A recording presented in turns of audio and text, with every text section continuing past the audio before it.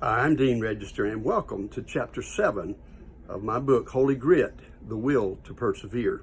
And today we're going to examine the life of Simon Peter and the need to prevail against shame.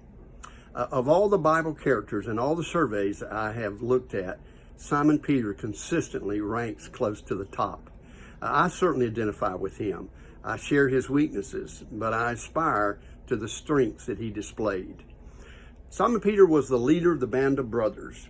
He was the captain of the carpenter's team. Jesus spoke more often to Simon Peter than Jesus spoke to any of the other disciples. And in turn, Simon Peter spoke more often to Jesus than any of the other disciples spoke to Jesus.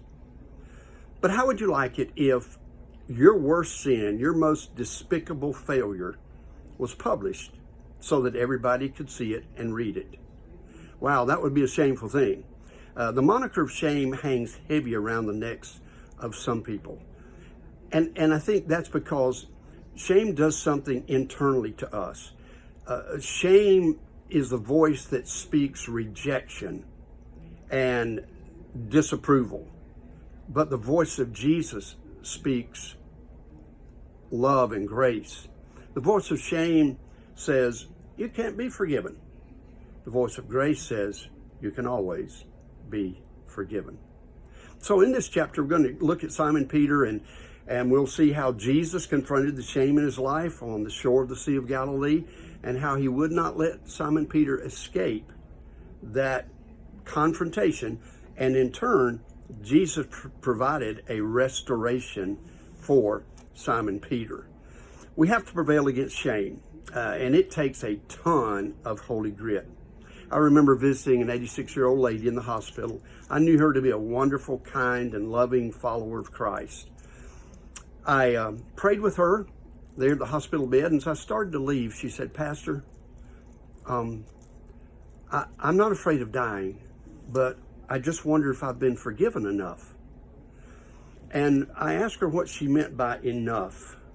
And she said, well, there were some shameful things I did in my past, and I just don't know if I can be forgiven enough.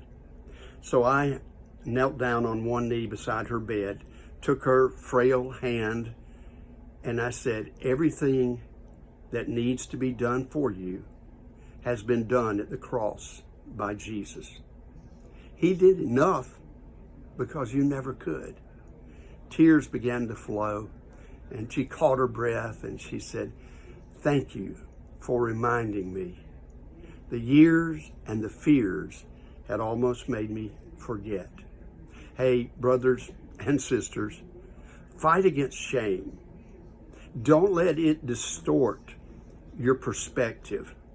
Turn it over to Jesus and realize that there are unforgettable failures for sure, but they're never unforgivable. God bless you as you jump into Simon Peter as he tried to prevail against shame.